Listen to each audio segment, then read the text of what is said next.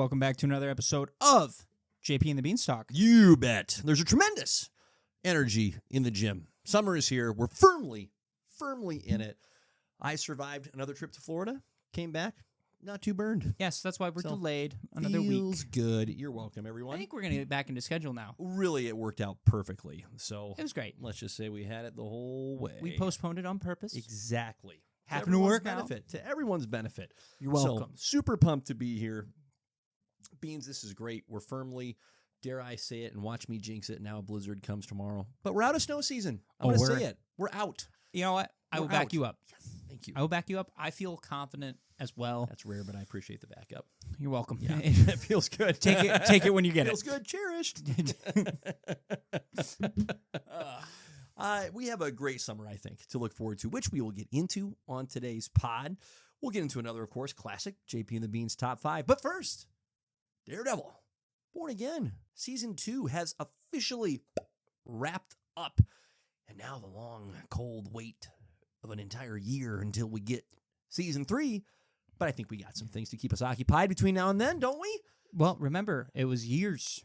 Yes. And years. And now we're getting a regular Now we're just year spoiled. basis. Now we're just spoiled. Like, oh, you have to wait a year. We're going to be just fine. We're It'd going be to be just fine. So it's going to be a blast to recap Season 2 and all the fun that was. So without further ado, Beans, let's get into it. Before we hit Daredevil, one trailer of note dropped in the interim between this and previous pod, and that was the full trailer for Christopher Nolan's adaptation of The Odyssey. It looks toy.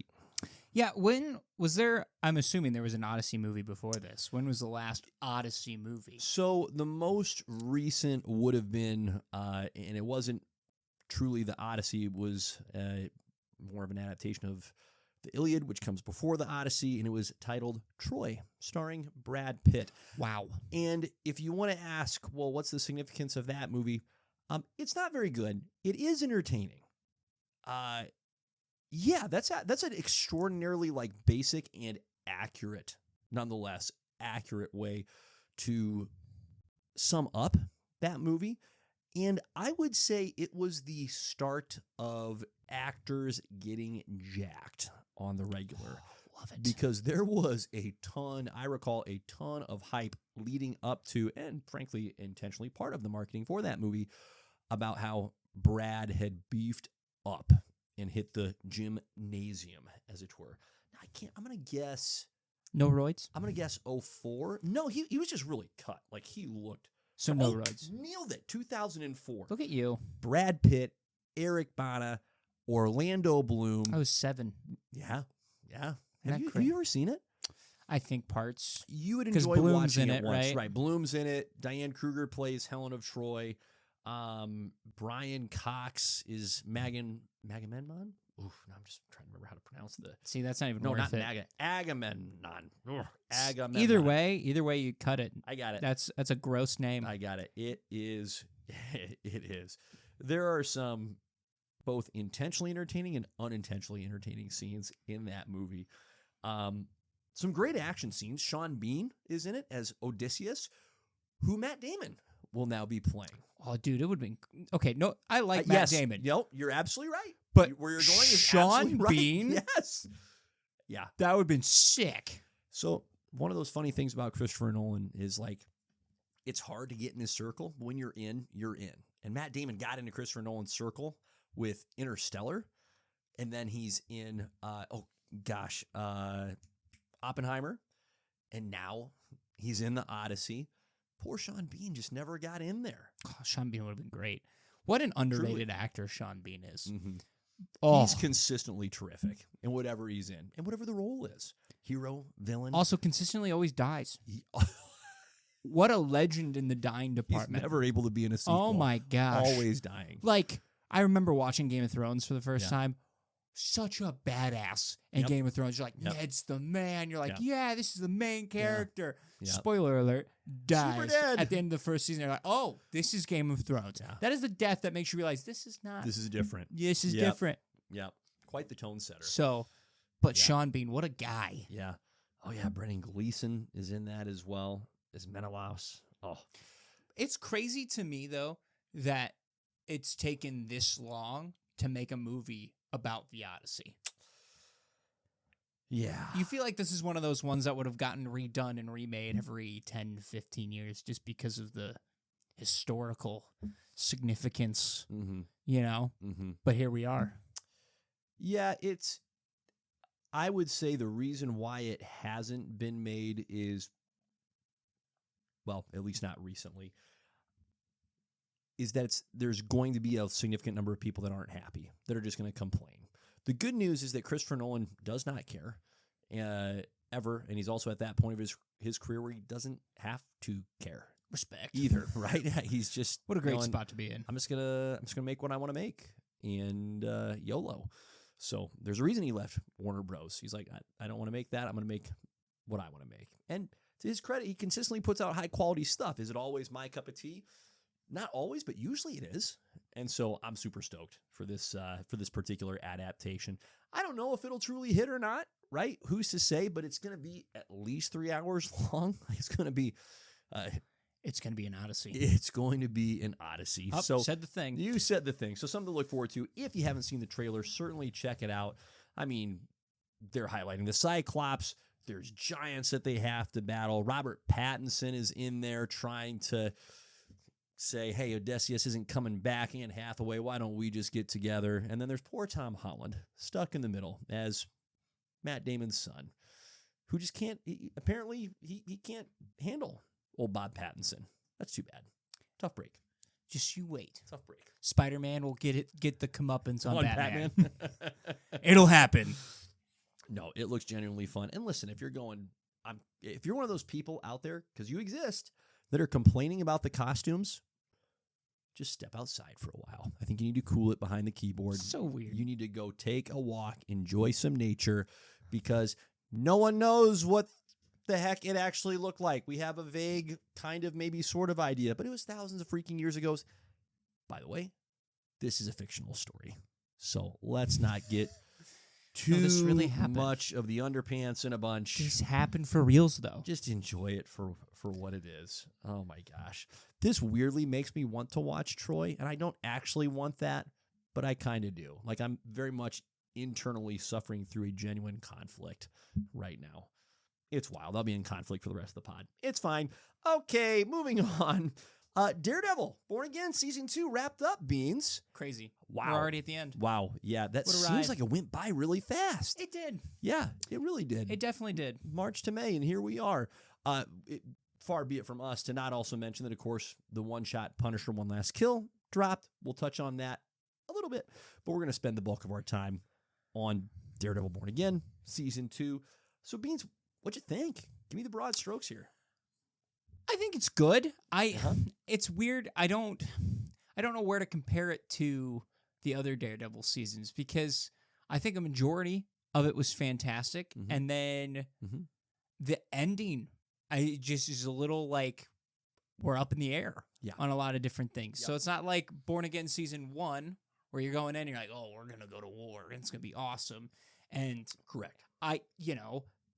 Were we really that much at war here? Like, it was not what I thought it was going to be. Yeah. I was hoping to be a little bit more expanded. They kept it more Daredevil focused, which, again, this is Daredevil. It makes sense. Yep. I'm not complaining on that front. Yep. But you're also like, I kind of want him to build an army of his own. So.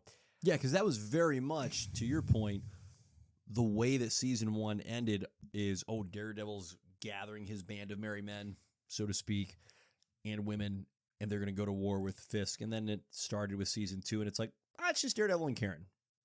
Cherry's out there trying to help him out, I guess, a little bit. Yeah, but there's no Frank. The other cops no they other built cops. up, Right. they're gone. They really, from an expectation perspective, got the shaft in this one. It was definitely more guerrilla warfare Yep. in the sense of Matt's just like, oh, I'm here, and then I'm gone, and then I'm here. Right. Jessica steps in, helps me one time, and then it's me again. But again, it's all like they're all hit and run tactics. He's hitting specific spots, which, I mean, it worked. Yeah. For sure. But at the same time, it's like, I guess in my head, the expectation was Kingpin's going to be sending, I was hoping, some more villains in the Rogues Gallery. Sure. Right? We've got, I would have loved like a Typhoid Mary here. You could have found Totally. a Luke Cage villain to throw in Yep. there. There's some ideas you can throw in the Yeah. cooker. Even let Buck go wild a little bit Mhm. more to Mhm. to this, but it just that's not the route that they went. Yeah. And so maybe Seemed that's fairly contained. yeah, and maybe that's on me. Maybe I set my expectations a little too high on that front, but it was still good. Don't hear me not say that it was not something fun to watch. Like Mhm. I enjoyed every episode. You have your one slow episode, I think, with the fake out with Vanessa. Yep. That was Yep. unnecessary. We can go back to season 1 where, the bank heist. What a great episode, but not. I didn't feel like you needed Didn't keep it there. things moving. Yeah. Right. This is kind of the same vibe of like, I feel like this was just filler. Yeah. For the sake of like, hey, like this is why this is important. If you Mhm. forgot, Mm-hmm. it's just like you got to realize most people already watched the Netflix Daredevil. Yeah.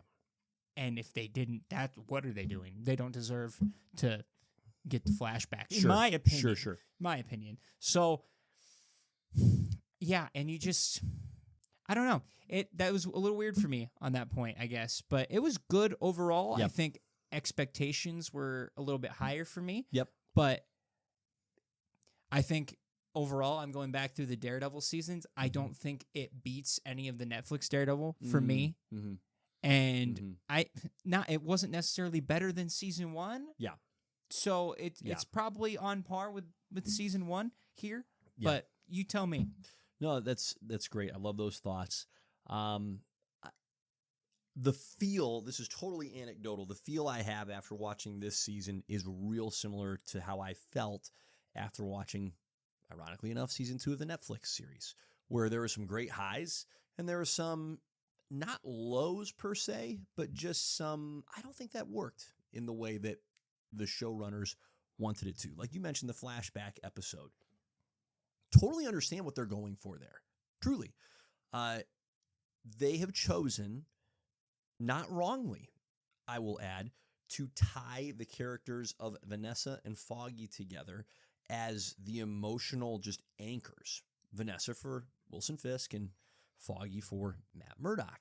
And the loss of those two individuals throws him totally out of his rhythm, right? Out of his orbit. Same thing for Wilson Fisk. Totally rattles and disrupts in a permanent way his world.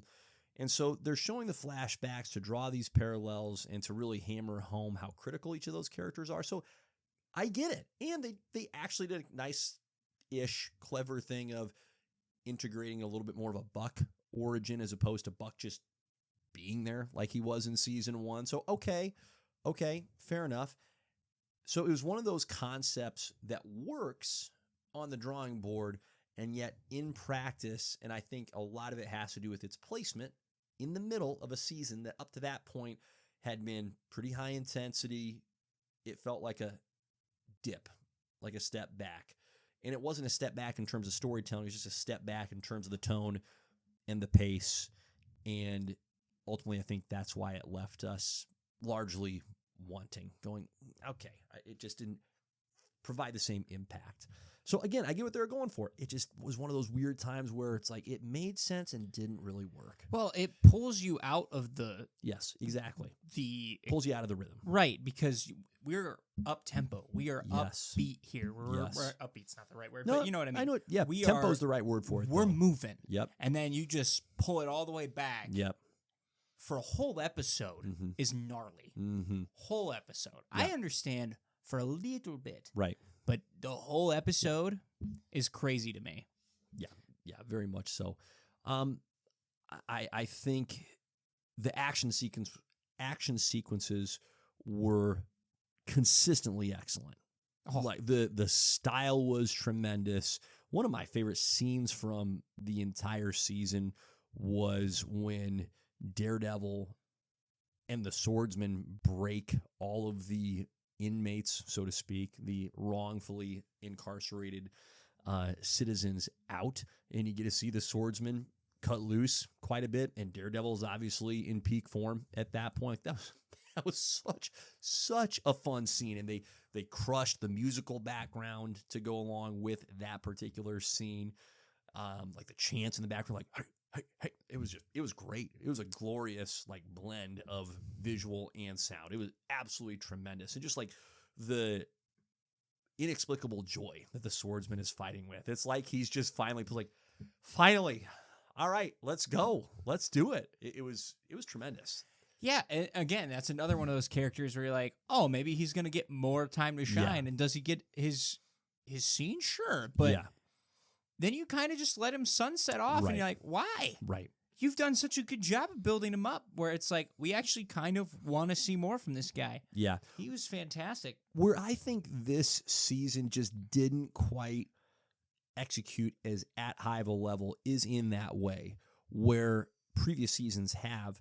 Where the supporting characters, it just didn't ever quite hit full synchronization. Because you have individual characters that are intriguing, that are engaging, that have their own relatability in different ways, and they never... It was just like watching a really good basketball team on the court with individuals that are really strong that just can't quite make that back cut at the right time, and the pass is just a step behind. You're like, ooh, we're just not quite in rhythm. The Brooklyn Nets with Kevin Durant, Kyrie Irving, and James Harden. There you go. Boom, get roasted. That's what it just felt like to me. Whether you're looking at the swordsman, the character of Daniel, character of Buck, Heather Glenn, and we're going to go through each of these characters on a one-on-one basis to highlight each one in their own different ways. There were a lot of good individual characters, but I just don't feel like this show ever quite melded them all together in a cohesive way. It was just a bunch of individuals with individually intriguing elements that I'm not sure ever quite pulled consistently in a common direction. Moments here and there, but just not quite. Well, and I think it just goes back to what I said earlier, too. I think the expectations at the end of season 1 were like, these characters, you're going to get a lot. They're going to shine. It's going to be great. And then it's like, psych, Daredevil only. And it's like, okay, I mean, I love Daredevil. Yeah. I do. This is what we're watching. He owns the show. This is his show. But you're leaving a lot of really good characters on the side. You know what? I'm not going to say, you know what else is cool? When Daredevil teams up with other people. Every time, as it turns out. Oh. Yeah. Because his scenes with Jessica Jones. Yep. Just those like his fights, scenes with Frank Castle in season 1. Oh, my gosh. Yes. Yeah. I think for me, action sequence-wise, the mirror hallway scene in the last episode for me really took the cake. Yeah. Watching Daredevil and Jessica Jones go through their end. Yep. Which I forgot how satisfying it is to watch Jessica Jones just punch somebody across the room. It goes back to Captain America and the Super Soldier Serum. Yeah, very much so. Very similar. Very much so. In that sense. So that was great. Yep. And then you get Kingpin, who I think this might be like the most brutal he's been in like since the first season of the Netflix show. Well, even there is no doubt. But like the consistency of the brutality. Yeah. Because, you know, he has his one, like, he has the moments, right? Where it's just like, we talk about the police officer's head he crushed in the last season. Yep, in Born Again season 1. He's got those little instances. But this, he pretty much just said, screw it.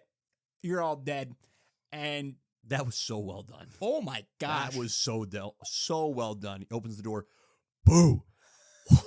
Excuse me? Also, how do you not turn and run at that point? Like, if that's what you're greeted with, run.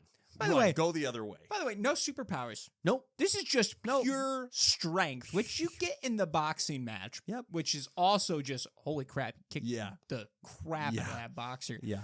But for him in that scene, he was like, just breaking backs left and right. Oh my it's gosh. He picks that individual up and essentially just bends them around the corner of the wall.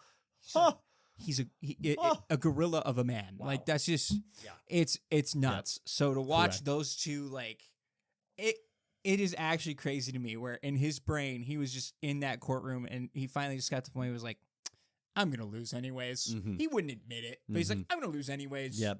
Just going to go out swinging. Yep. Might as well. We'll see what happens. See what sticks. Yeah. Yeah. But I love your observation on wow, we got a lot of Daredevil. And okay, yeah, duh, right? It's a Daredevil show. But what you're hitting on is really critical. Daredevil in this, really in any medium, like the comics as well, is at his best. And this is just true of every character, okay? Like, we hardly ever engage with a movie or a book where the protagonist, and it's just them, right? You need other characters around whoever the main character is to draw out characteristics. That's such a terrible phrasing. I wish I could come up with something better in the moment. But to challenge them, to push them, to force them to change, grow, and adapt so they end up something hopefully better than what they started the story as. And so I felt like this was just such a strange, I don't know that the character of Daredevil and Matt Murdock changed that much. No. Or grew that much. I shouldn't say changed, like grew that much. Felt like what we got at the beginning of season 2 is what we got and where we were at the end of season 2. Well, I just compare it to, in my head, season 1, we have the essential team-up hero he has, and that is the Punisher. Yeah. Okay? Yep. When those two are on screen together, we talked about it last year when that episode came out. Yeah, One their of the very best first scene was scenes. just elite. Oh my gosh. Yep. And now you bring Jessica into the role, which, phenomenal. Mhm. She did great in this. I'm not Mhm. going to take anything away from her. Their relationship is clearly different and fun in its own way. Right. They did not, it's like they didn't give her the same gravity as Frank. And maybe it's just because Frank can relate to Matt on the violent side of things to be like, that edge. where to know to poke and prod at Matt, Yeah. where Jessica's not going to try to get that out of Frank. So maybe that's where it's a little bit different. Yeah. But man, there's just something missing there a little bit between those two. Because again, I'm glad she's there. I'm glad she's helping out. But come on, her in the hallway or Punisher and Matt getting out of the apartment. Yep. Yeah. Which fight are you picking? It's not close. It's not. Yeah. So, yeah. And I think that has a lot to do with the difference, as you just highlighted, in the level of connection that we were able to see and experience between those two characters, right? Yes. Matt and Frank had more time to develop the kind of connection that pays off in those action scenes. If you're just watching an action scene where you haven't had any context of the story and the relationship between the characters, you're essentially just watching something that's been choreographed. And so now the enjoyment level just comes back to how neat you essentially think the choreography was. And so for a fight scene to really, or an action scene to really grip and stick with you, it has to have been first established and then built up like this tension bomb that wants to explode with time on task with the characters. And the Jessica Jones comparison is so apt because she's like the perfect embodiment of what a lot of the season felt like, where start, stop. Her involvement was start, stop.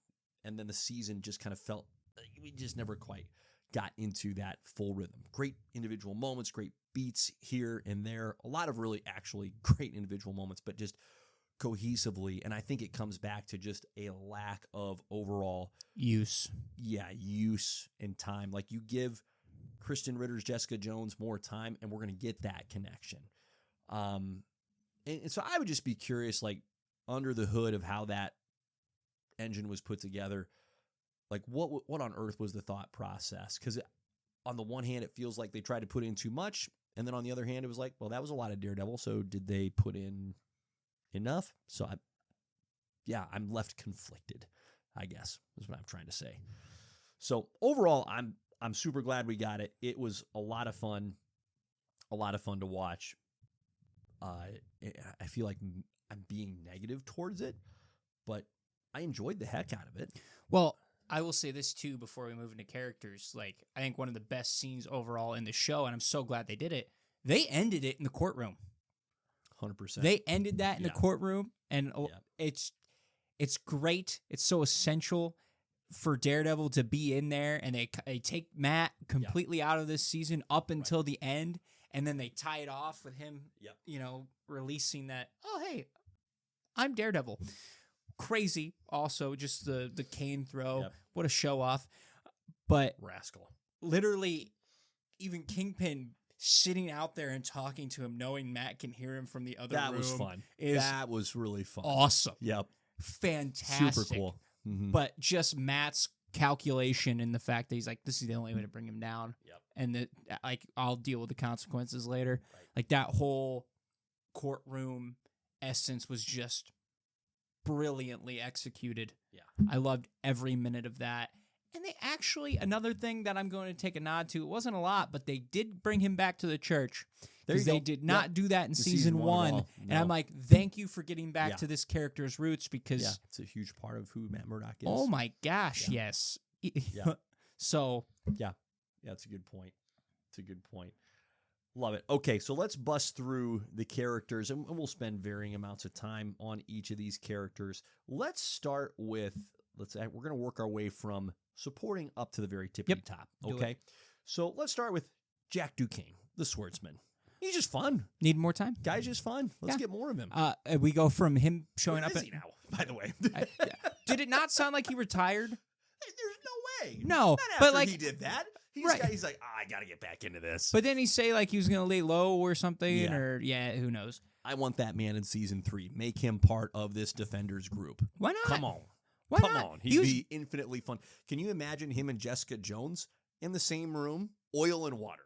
Oh yeah, Instant friction. Instantly entertaining. never would have even thought about that. Right. You're correct. Give him a suit though, as well. You know, Sure. it doesn't Let him don't be. get ridiculous, but something better than. You remember the little clips they showed where he's got? It looked like he had sweatpants covering his Sure. eyes. So hopefully he's got something cooler. But Make him look like Zorro, and it'll drive Jessica Jones crazy. yeah, might as well. It'll be fantastic. It'd be great. It'd be wonderful. Yeah, just want more of our guy there. Okay, how about White Tiger 2?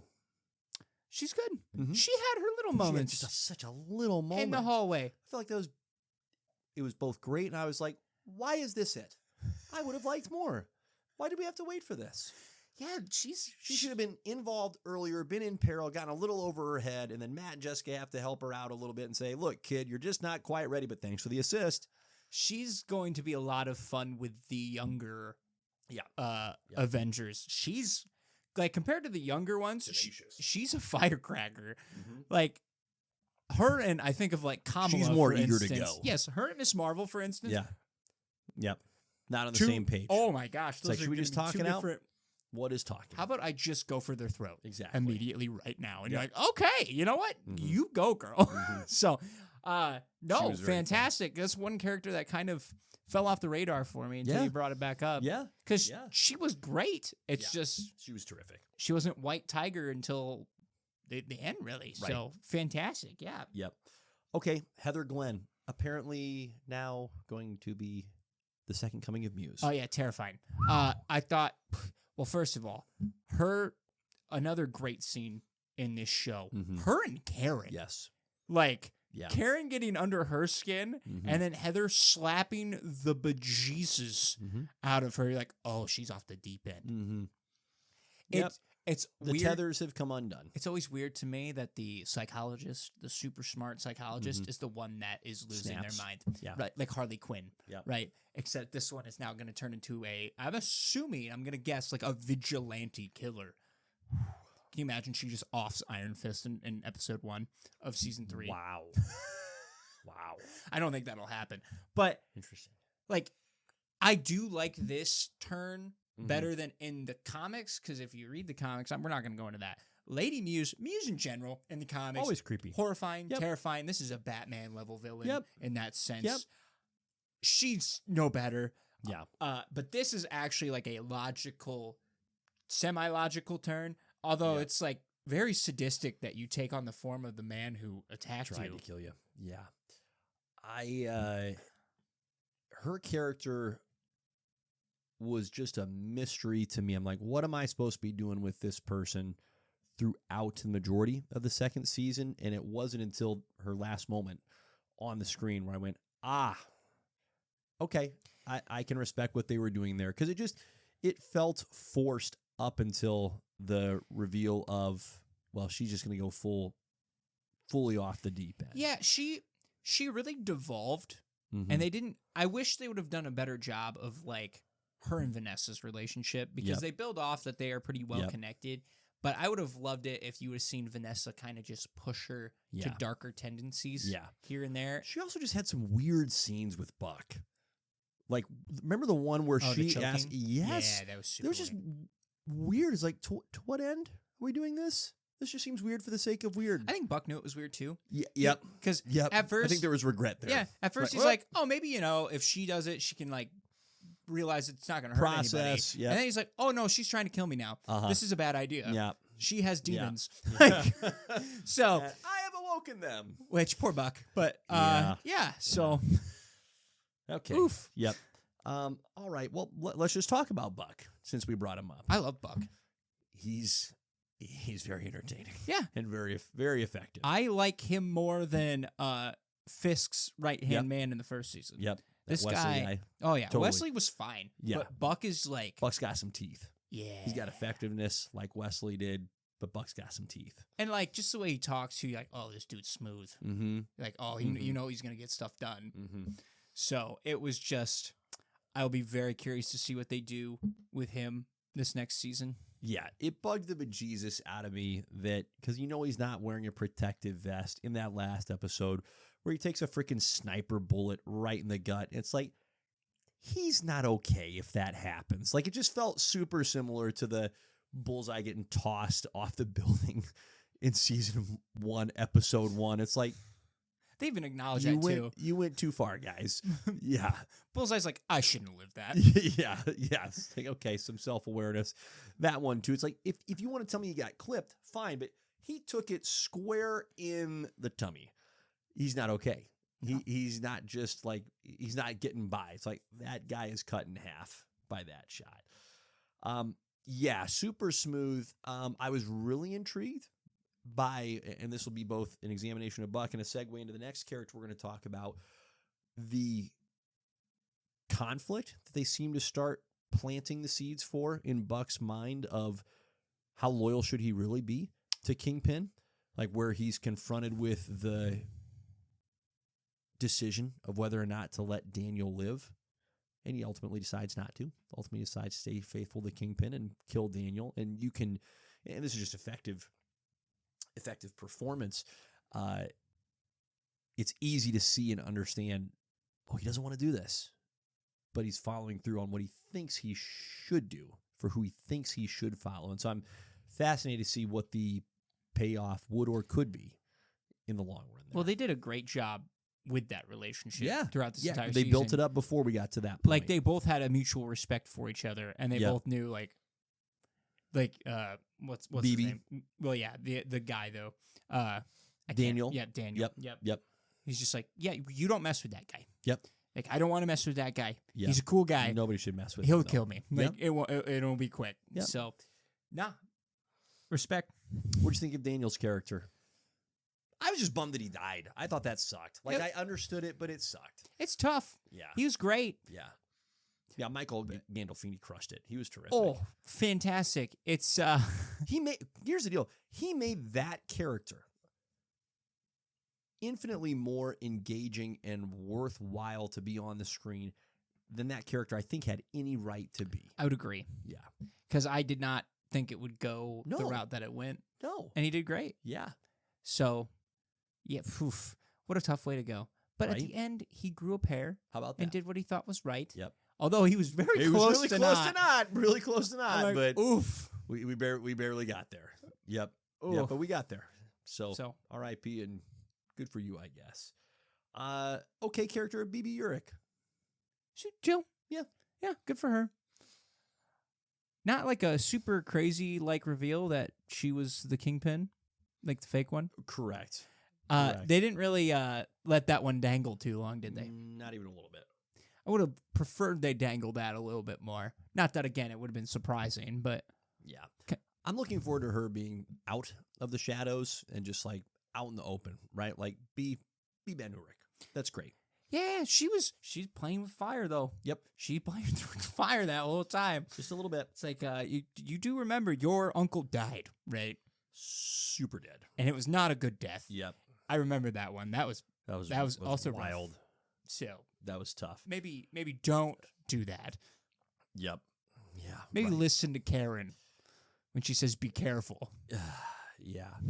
What do we think of Karen in this season? Good. She kind of she's getting into her Frank tendencies too. Yes, I was just gonna say the same thing.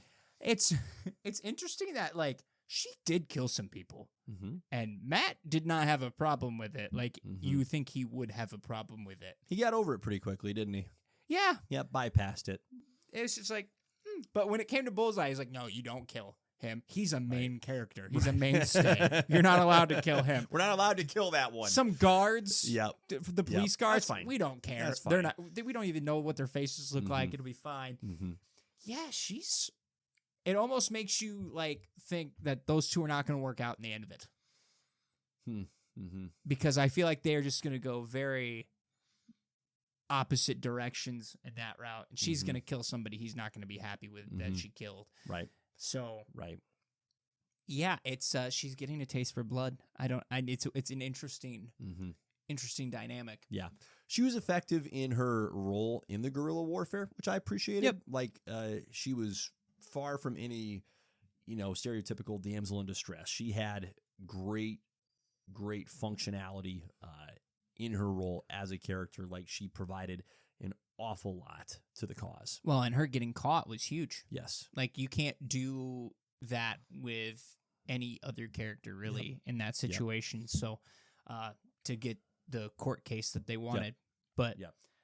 yeah, Totally. she ended up being probably the most important part Yeah. No in question. the show. So, Okay, from one love interest to another. R.I.P. Vanessa Fisk. What do Yeah. you think about that? oh well. I moved on pretty quickly. Didn't shed too many tears, Nope. did we? I was just like, okay. What I think they missed the opportunity on, and this is probably because they wasted an entire episode Mm-hmm. following on her death. Yeah. I wanted a more rageful Kingpin. Like, you didn't really get the consequences as much as we should have, Yeah. right? We go back to that whole war thing, right? Yep. And you know that he ups the antes for everything in New York City. I would have loved to see that play out for like an episode longer to actually feel the Yep. push, right? Yep. So I think killing her was fine, like to push Kingpin's character development Yeah. the way that it needed to go. Sure. However, it almost felt wasteful in the execution Yep. of it. Yep. So, Yeah, because you only get to do that once. Yeah. She was such a well done character throughout the duration of this show. From her introduction in the first season of the Netflix iteration all the way to here, that I don't like, just like I didn't like it when Foggy died. I don't like characters of that sustenance and caliber getting ended. Again, I understand the functionality behind it as far as the development it forces on Kingpin, but there should have been more than a doctor dying after Vanessa died. It should have been him clearing out Kingpin. an entire ward. It should have been him unleashed. Like, it should have been, to your point, it's like what other justification did he need at that point to just say, all right, well, we're just going and blowing things up now. That was a bit missed on that front. I'm going to miss that character. Like, she's terrific. She's great in the comics. She was great in this show. So, Yeah, I don't have a problem with her, but one of the safest characters to kill. yeah. You know what I mean? Yep, I do. Our guy, speaking of the hand that flung the weird glass ornament, Bullseye. What a heck of a transition. Dude, I will never not love Bullseye on screen with the way that they just showcase his powers. So cool. Sick. So Shit, fun. I love watching a knife ricochet like 15 times. Mhm. His scene in the diner, phenomenal. I'll have a banana milkshake. Yeah. He was terrific. Yeah, and I don't think they're gonna go the anti-hero route. I don't want them to go. Keep it in the villain. I watched the actor talk about it. He's like, no, this guy's a villain. Like, Yep. straight up. So I'll be very curious to see what they do with Charles. like that's an interesting dynamic for the two of them. You mean whether or not they link up together? Well, they are linking up. They are together. So I'm going to be curious to see what Charles is going to be using Bullseye for. I gotcha. Okay, that's interesting. I wasn't sure actually how to receive that, where they're sitting next to each other on the plane. Yeah. So Okay. essentially, Luke Cage Yep. is done with Charles. Got it. And Bullseye is now taking his spot. Yep. So, Yep. Okay. yeah. So he's just going to be an assassin for the CIA. That is awesome. Which is nuts. Mhm. So, I'd be very curious to see where that goes. But, yeah, you almost are like, why are you trying to redeem him Mm-hmm. a little bit? But Maybe it's just to show that he can't be redeemed. yeah, Right? That he's just full villain. It's like, no. There's nothing to redeem here. There's nothing good. Just a bad dude to the core. yeah, His scenes were phenomenal. The diner scene was great, all the way up to even the essentially last scene that he had where he walks into the room that the anti-vigilante task force has set up, and he goes, poser. To the that was guy. hilarious. Well, it threw me off so much at first as what they were trying to do, and I didn't realize. It took me until Bullseye walked into the room like, oh, they're trying to set him up. Yep. But Yep. oh yeah, he just destroyed That was everybody incredible. in that room. It was Yep. great. Oh, so fun. I did like that Matt was able to coax him into one not redeeming quality, but one point for the good guys where he saves the governor, like without killing the assassin. By the way, that was pretty fun. Yeah, Manages to keep that guy alive, which is also nuts. Yep. Because that assassin got wrecked. Ouch. I thought Yep. he died. Yep. So Yep. the fact that they're like, oh yeah, he'll testify. You're like, oh, he will. With what? Yeah. In a wheelchair? He was tremendous. He was great. Bullseye was so fun in this season. That to me was one of the clear wins of this season. Was Bullseye's presence was just phenomenal throughout. Yeah, and it just again, it's one of those things. It's like, give me a little bit Mhm. more. Mhm. I mean, him and Yeah. Daredevil fighting Yes. in the house, sick. Yes. Those two fighting, I could watch those two fight forever. Yep. I could. Correct. So Correct. Oh. It's so dang fun. Okay, you mentioned, and I almost forgot, Mr. Charles. What do we think of that character? I love Matthew Lillard. You will never hear me say a bad thing about Matthew Lillard. I think he did for that character something very similar to what Michael Gandolfini did for the character of Daniel. Like, Mr. Charles as a character could have been kind of a waste because they just never allowed him to really be clearly defined as far as how He's still how a is- mystery. Right. But because Matthew Lillard is embodying the character, it's like, I don't know what that dude was doing there, but that was entertaining. He's always eating. I Yep. find that hilarious. Truly. Just And just jolly, just Yeah. pleased in almost every instance. Frustrated when Buck kills his guys, but other than that, he bounces back pretty quickly. He's like, Yeah. I'm all right. I'm fine. I'm just going to go talk to the governor. It's going to be okay. It's just like, I don't know where you sit. Yeah. Like that's the Yep. one thing I wish they would have hinted at the Yep. end is just like, hey, we're gonna go do some stuff for so and so. And I'd be like, Yeah. But it's still very much in the dark what he all does. So Totally. I can't wait for that to get fleshed out in the next season. Hopefully it gets fleshed out in the next season. Yep. But no, Matthew Lillard. Just great. I am all here for the Matthew Lillard renaissance. Yeah. I am. Yeah. So Super fun. he was great. Yeah. Super fun. Okay. The top two. Matt Murdock. Kingpin. Let's just put them together. I mean, nothing embodies it more than the fight before the big finale. Yep. Right? Where Daredevil essentially just goes, finds him, knows where he's gonna find him. Yep. It's just like, can we just not end this in a Yep. peaceful manner? Yep. And King's like, nah. And then they just fight for 5 minutes. And then they're like, Just for old time's sake. yep. And they're like, so this is how we're going to do it. And he's like, this is how we're going to do it. And then they just dip Yep. and they're fine with it. And I'm Yep. like, it's just a great showing of their relationship Mm-hmm. where, like you always say, they clearly respect each other. Yeah. And when they can, they stay out of each other's way. But they both know that that's not going to last for very long. And they're going to have to slug it out.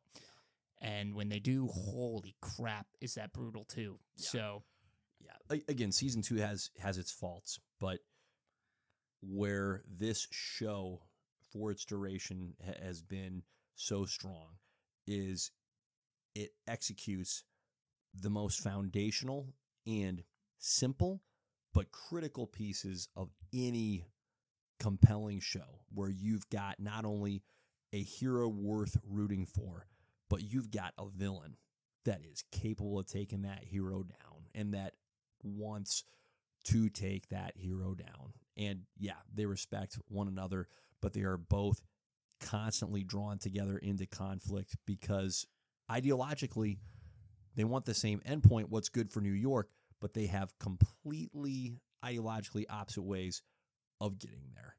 But Well, that's where that little common thread of they actually do both want what's best for New York. They do. And so it's this weird connective tissue that serves as this just tension point from which everything else blooms. Well, it's crazier too, because when we talk about the ending, they essentially get each other's consequences, right? Fisk gets to go to the beach and chill. Yep. And Matt's got to go serve time in prison. Yeah, right. Which I'm very curious to see how that plays out in a court of law. Yeah. But, like, you're like, hold on a minute. He should be in prison. That guy that just murdered, like, 19 people in a hallway. Yeah. Yeah. Like, citizens. We're gonna put the guy in prison who just freed the entire state of New York. Interesting. Well, the whole city, but I mean, it might as well be its own state. Okay, and we have to hit on this, and it's going to be a little bit of a sour note, but we just have to acknowledge how ludicrous it actually is that there is evidently a phone call from the state attorney general saying, is it the state or is it supposed to be the U.S. attorney general? Now I'm not confident. An attorney general who's saying, hey, we actually don't have to throw you in prison. You can just renounce your citizenship and leave, and we just won't worry about it. That is one heck of a, hey, audience, suspend your disbelief here. This has to be like the easiest guy to throw in jail ever because of all the citizens he killed not right then and there, shortly thereafter. The fact that he legitimately tried to kill the governor of a state, and they've got the proof for that. They've got the proof for the illegal weapons. And so that's why I say it's ludicrous. And here's where I'm going to give him the caveat. Maybe there's enough of a connection with Mr. Charles. There's enough of a connection with Wilson Fisk and the highest of highest ups in the government that they're going, we actually don't want to prosecute this guy because he's going to drag some really important people down with him. We'd rather just see him leave. That's the only way I can rationalize it as an audience member. It is, but yet, and I'm not, by the way, I'm not embracing that and going, oh, okay. So. No. But then you look back and Mr. Charles is the one visiting the governor and is like, so screw that guy. Yes. Like he swapped sides so quickly. So fast. You're just like, is that the case? Is it not? I mean, and I'm totally agree with you. You could definitely tell that story either way. Yeah. It's hard. It's a little hard on that front. That was a pretty tough suspend your disbelief kind of moment. So, yeah. Well, as a whole, it's a delight that we got this season. It's a delight that we're getting another season of this show. Yeah. Hit for me real quick what we know so far, or think we know, about season 3. So Defenders is essentially what we think we're getting back. Luke Cage shows up here at the end, believe of course, Iron season Fist 2. Iron Fist was confirmed as well. He'll be back. We did get pictures of Lady Muse. Gross. And then Fisk does come back to New York. Of course he does. Weirdly. Of course he does. But giant Not beard. Shocking. Giant beard. A giant beard? Oh, yeah. He does have a giant Dang beard. it, that's he looks skinny, awesome. but that's not surprising because I think the actor said he can't do the Kingpin physique anymore, which, fair enough. Okay. I think. So he looks smaller. Which, okay, cool. Slim down, bearded up Kingpin. I'm fine with it. What do we do with this? I love Vincent D'Onofrio. That's fine. Keep him. So outside of that, I really don't know. I don't know where you go from this. Like, I'm not going to lie to you. Matt's going to have a lot of fun in prison. There is no doubt. He is going to beat up literally everyone. It's going to be great. Yeah, all those anti-vigilante task force guys that are now in prison. It's like, there's going to be some tangoing going on. So I am genuinely curious where they go with the villain route because I think Kingpin's set up to take a back seat. Yeah. And I'm sorry, you cannot tell me Lady Muse is going to be the prime villain here. So I will be very curious to see what route they go because again, there's not a lot of clarity at the end of this season to get a full on direction of where we're going. So I'll be very curious on that front. But that is at least what we have, and we already kind of talked about everybody's endings. Yeah. So there is no doubt that there is a significant void left by the absence of Kingpin, and if you're going to subtract the primary antagonist and add additional protagonists, it's a big question of what are they going to be competing against? Yeah, because I'm going to be honest, I don't want the Hand again. Okay. Don't get it twisted. I want the Hand, but that's literally who they fought the last time. Yeah. They all got together. Yeah. So I am guessing these guys get back together in New York because Daredevil's in prison and somebody's got to take over the vigilantism in New York to take care of business. I would also love Punisher to come back. We'll see. It looks like he's abiding over Little Italy, which is hilarious. Amazing. But okay, so let's transition because we're not going to spend a ton of time on it. But Punisher: One Last Kill, that one shot came out just yesterday evening. Yep. You've had a chance to see it. I have not yet. But spoil away. What's our takeaway? I'm just going to start off. There's really nothing to spoil. Yeah. So our homie Frank is not in a good place mentally, and this is where I have like continuity issues. Sure. With this, like this almost feels like it's outside of everything that happened in Daredevil. Yep. Because the timeline is weird, right? Right. Because at the end of Daredevil season 1, he breaks out of prison, and you're like, oh, that dude's just gonna go on a rampage again. Yep. Right. Not he's depressed. He's going to try to off himself, if you will, which was horribly dark because he was going to be where his family is buried. That is what what he was gonna do, and then you go back and this gangster, the wife of a mob leader, she's now taking over the family, the Nucci family, Ma Nucci, and she pretty much just starts talking about how her and Frank are very similar because her sons died and her husband died because Frank murdered the bejesus out of them. Right. He murdered every single one of them. Thoroughly. And by the way she defends them, kind of nuts. Like, you're a blind mom. And then she's like, yeah, so at 6:24, the entire city is going to come after you and try to kill you for a reward. Have fun. And then she dips. And then you just see Frank, as soon as that time hits, 15 minutes nonstop murder. I'm not even kidding. It's awesome. Don't get it twisted. It's awesome action sequences. Literally, it starts with that scene from the trailer where he gets lit on fire. Yep. Just screaming bloody murder. It's great. It's great for Frank. And essentially, towards the end of it, he saves a family rather than going after the vengeance. Sure. Which is good Big for deal him. for Frank. Big deal. So he saves his family. This little girl pretty much is like, thank you. And then he's like, oh, this is why I do what I do. Comes back, gets cleaned up, puts the Punisher vest back on. And then essentially he is the vigilante of Little Italy. Yep. That's where they leave him off. And it's hilarious because there's this old guy at the beginning of it who pretty much gets mugged because Little Italy is just nuts because he knocks off the Nucci family, so now there's no order. So everybody's running amok, doing whatever they want. Wild West. Yes. So this delinquent takes this guy's hat, this old guy's hat, takes his dog, chucks it in front of a dump truck, kills the dog, right?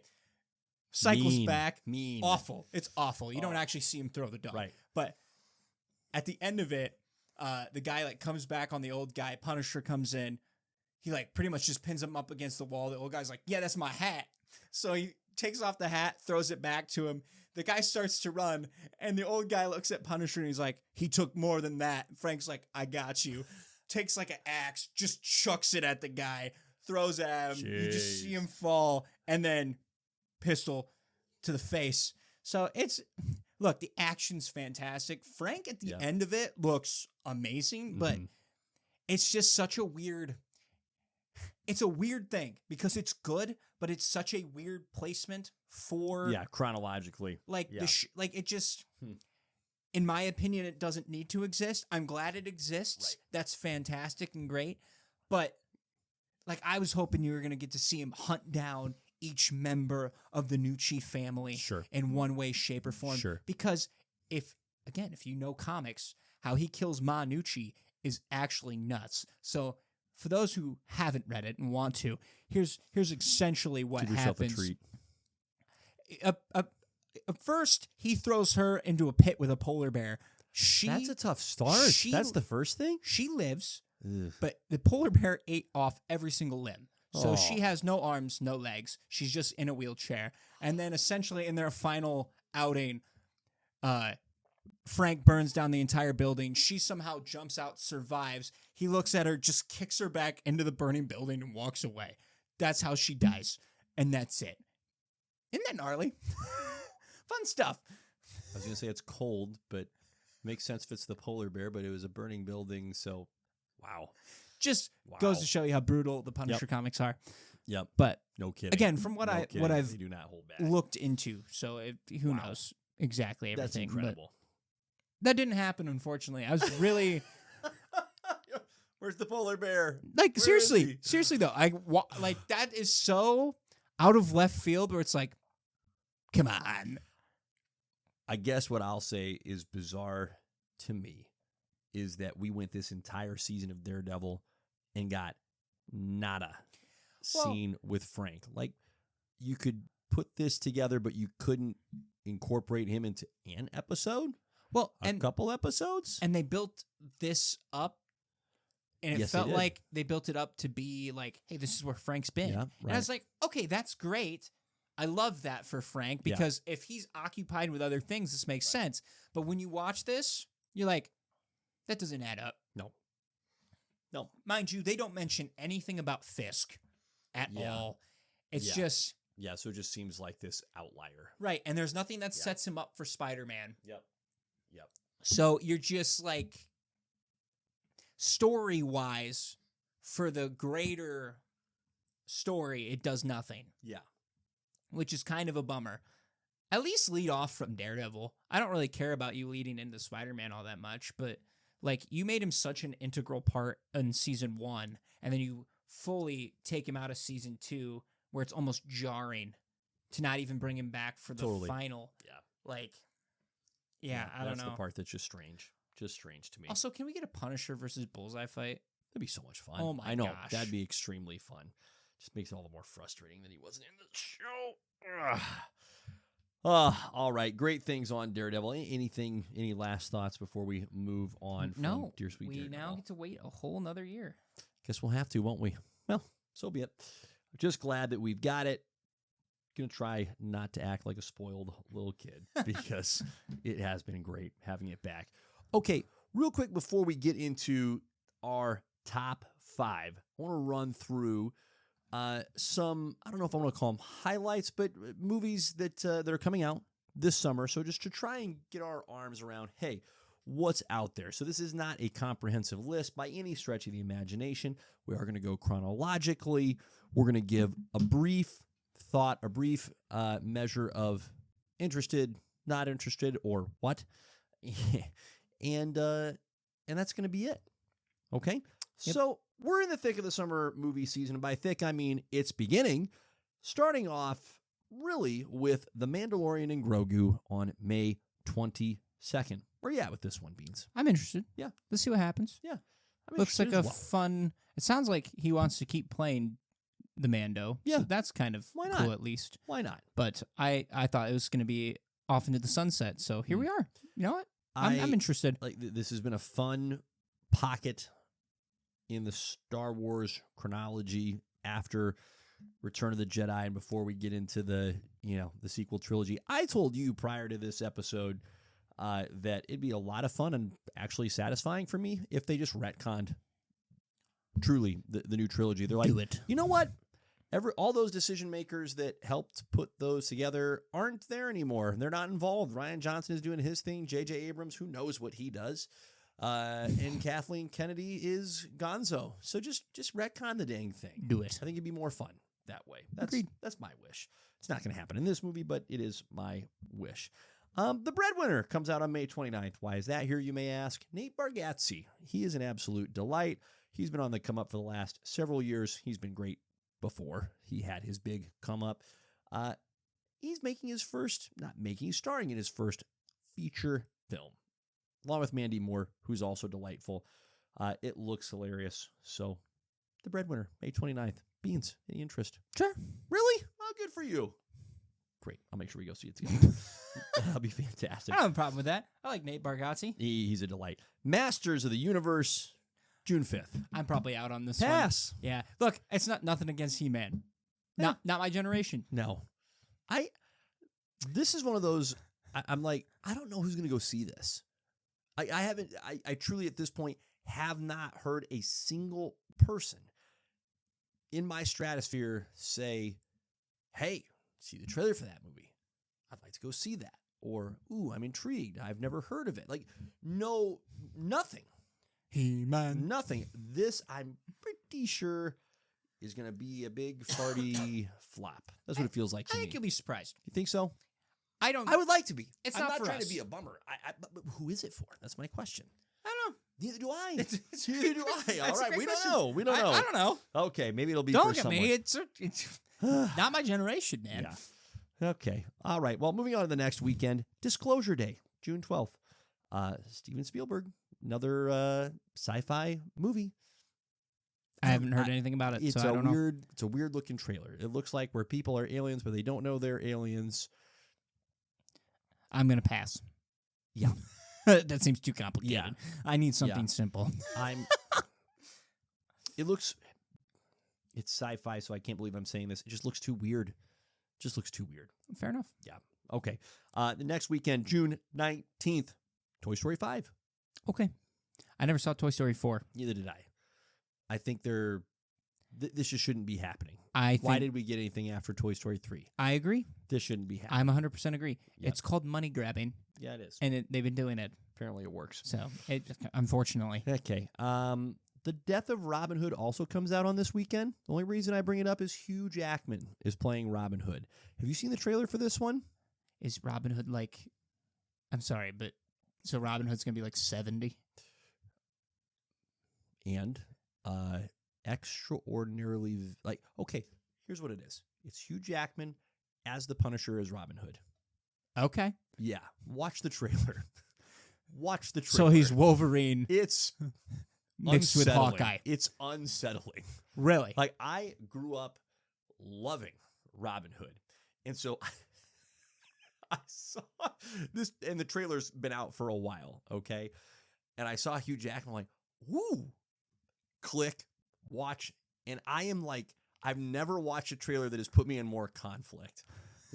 Where I'm going, oh man, I'm interested in, oh no, it looks so gross, like gory, violent, So funny because kind of thing. I just watched the old Robin Hood cartoon. Sure, Just for yes, just for shits and it's giggles. phenomenal. Solid. It's so And good. it's so like lighthearted. Correct. And then you're It's like, always been Robin Hood. oh yeah. Yeah. When did that Russell Crowe Robin Hood movie come out? I'm gonna guess 2012. Okay, I guess right. I don't know earlier about on that Troy. one. I know about Kevin Costner's. Okay, hang on. I feel like that one was a little darker. Robin Hood, wait for it. 2010. Dang it! I should have stopped while I was ahead. That was one of those movies where it was perfectly fine that it happened. It wasn't great. It wasn't terrible. But I did enjoy it. Okay, we need to keep moving. So sorry. That's June 19th. June 26th, Supergirl. I'm in. We're Yep, both in. we're We're both going in for on it. that one. Little Lobo in there as That's well. 2 podcast episodes right there, folks. Wow. Yeah. Sure. There's We will be going to that. we're headed that way. Apparently, and don't ask me how this is the case. I can't find anything that's coming out on July 4th. Here's all I can figure, okay? It's America's 250th birthday. Yep. So there's a very good chance, I guess, We shut everything down. that I don't know. You would think that this would be like when Top Gun Maverick Part 2 would come out, but I guess Tom Cruise wasn't ready yet. So doesn't that just seem like the most right? Or America movie or a re-release of Independence Day. Maybe that's what they'll do. That would actually be fun if on July 4th they're re-releasing like all of these America movies. That would be a delight. That truly, it would be. That'd be awesome. It would be good. Ooh, okay. Now I'm intrigued. I don't know if it's actually happening, but I'm intrigued. Okay, so we skip over July 4th. We move on to July 10th. Live action Moana. I'm not even gonna let you finish that. Hard pass. That's ridiculous. That's even ridiculous. Out at this. It is ridiculous time frame. It's only been 10 years. It's been 10 years. Moana came out 10 years ago. I knew that would surprise you, but it's still only been 10 years. Yeah, it's ridiculous. That's silly. You got to give it at least 20 before you're doing a live action remake. I think longer than that, or just don't do it. Or that. You money hungry I'm bastards. I'm gonna read you a quote from the Rolling Stone article about this particular movie. Okay, and I quote: "Do not ask, did we actually need a live-action version of the 2016 Disney animated film about a Polynesian girl who befriends a demigod and must save her island? That way, dear reader, lies only madness." What a well-written line. What a well-written line. Made me think of you immediately. Okay, the next weekend, though, there we go. There it is. July 17th, The Odyssey comes out. I'll go see that. Heck yeah. That's going to be a delight. That's going to be so much fun. Okay, July 24th, The Dink. What the heck is The Dink, you ask? Yeah, no one knows. No one's going to know, except that it stars our guy, Jake Johnson, Nick Miller of New Girl fame. This is an Apple TV only movie, so this was really cheating. This is cheating. You are cheating. But come on, it's a movie called The Dink, which is hilarious. And it's Jake Johnson, which is hilarious. And let me read you the synopsis, okay? Because you're going to be in immediately. Are you ready for this? Okay, buckle up. Nick Miller. No, I'm kidding. Okay, touche. Jake Johnson stars in this comedy as a washed-up tennis star with an anti-pickleball vendetta who is forced to take up the sport for rehab when he injures himself and finds it isn't so bad after all. Just also, that's not the most like you energy ever in a movie. An anti-pickleball vendetta. Fair. You know what? That's fair. That looks great. You know what's funny? You were reading that, I'm like, that sounds like me. Yes. I would have that strong of opinion. Oh my! If I played tennis. Gosh. That's perfect. I thought you'd enjoy that little nugget. Okay, so fair. there you go. Now it comes out a week after the Odyssey and a week before July 31st, Spider-Man. Brand new day. That's 2 podcast episodes. We're in. I think, okay, the funny thing here is it's fascinating seeing like the different gaps in, why isn't there a movie that's clearly marked for this weekend? I think that July 24th weekend has just been vacated because there's this assumption that people are still going to be going to see the Odyssey. And then the next weekend, of course, is when Brand New Day comes out. And then it's just okay. Well, fair. Yeah, it's just time. Those 2 movies will be in. Here's the fascinating thing, all right? The month of August is an absolute wasteland. There is next to nothing coming out. And by next to nothing, I mean nothing of actual interest until you get to Coyote versus Acme on August 28th. Very much in. Will Forte, John Cena. It looks wildly entertaining. Yeah. And the premise, of course, being that Coyote is suing Acme for never being able to win. This movie, it actually looks so dang funny. This movie has been attempted to be buried like multiple times since it came back out. Right. So I hope this movie just murders the box office. Yeah. Because I will say, like, I am a sucker for like a good like cartoon live action mix when it works. Yep. Space Jam, the first one. We don't talk about the second one. There was another Looney Tunes one back in the day. Back in Action, I think is what it's called. Okay. With Brendan Fraser. Yeah, I know. I vaguely remember that. I don't remember that movie very much at all either. Who killed that one I've never seen either, but I've heard very good things, but also like freaky deaky. But I'm down. Both those things are true. So sweet. Yep. Let's do it. Awesome. Okay. There's your summer movie lineup. Like I said, it's not comprehensive. There's going to be others in there. Feel free to throw in your own, but there's a list to get you started. It is now time for another classic JP and the Beans top 5. Today's top 5. Their top 5 Daredevil villains. Beans, you go first. Okay. This is more straightforward than I thought it was going to be, but here we Yeah. are. Number 5, I don't know much about her, but I got Typhoid Mary at number 5. Sure. Just because from that synopsis, she seems very interesting. Right. So it sounds like she's just a mental case that can't pick where she wants to be. So, and she's got some powers, which... Yeah, imagine Moon Knight as a full bad guy. Yeah. But as Typhoid Mary instead of Moon Knight. And some psychic abilities, correct?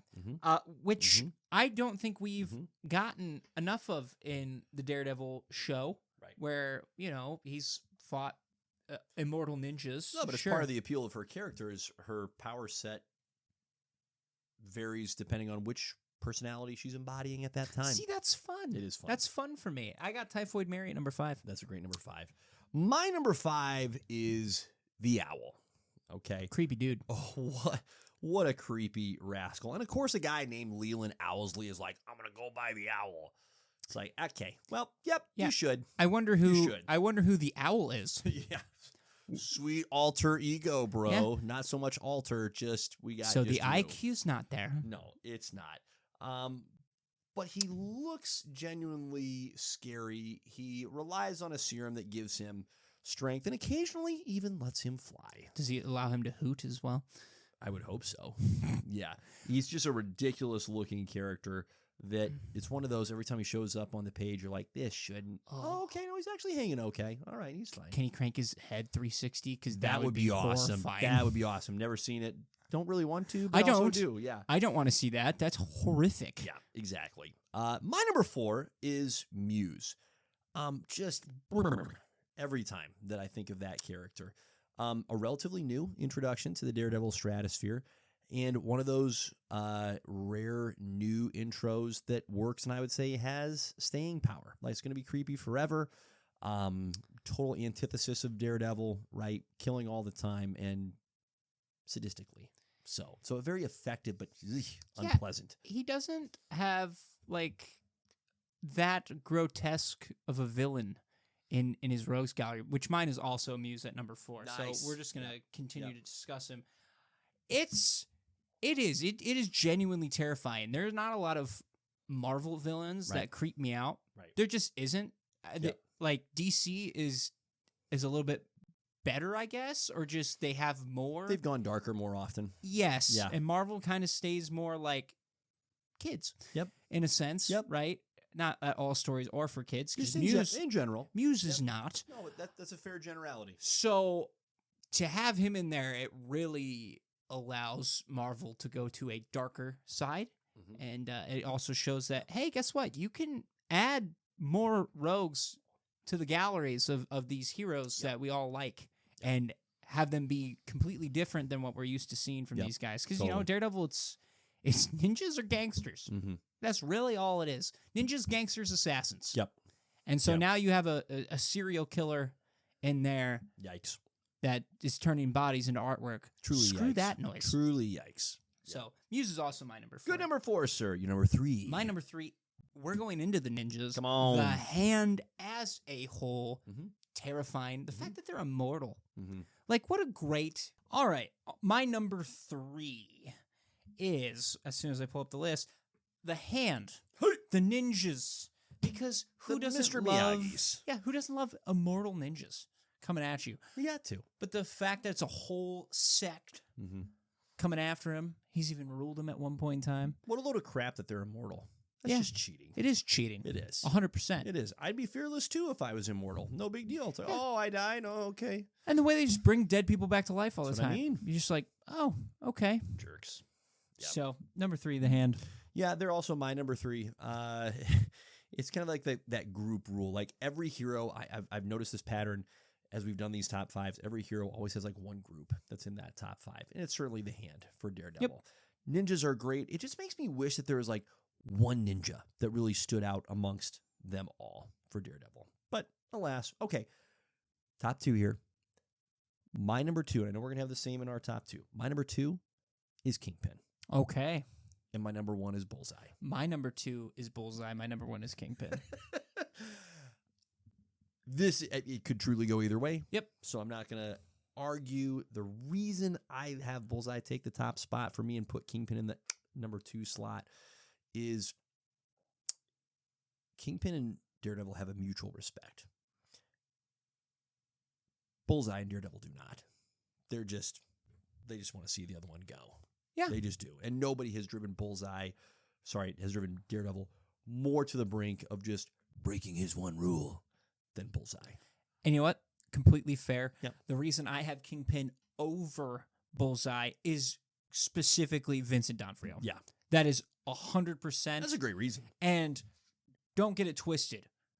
Bullseye live action could eventually surpass him. Sure. Just because of how well they've done him. We just have not gotten as much of him as we've gotten of Fisk. Yeah. And, dude, every time Vincent D'Onofrio is on the screen, you're just like, Yep. More, please. this is...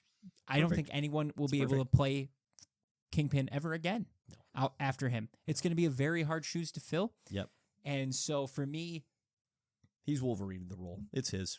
100%. So it's just, I have been so sold on that part where if I read the comics, I bet I probably would be in your camp where, because Bullseye has done way worse things to Daredevil. Way worse things. Way worse Yep. than Kingpin has. Yeah.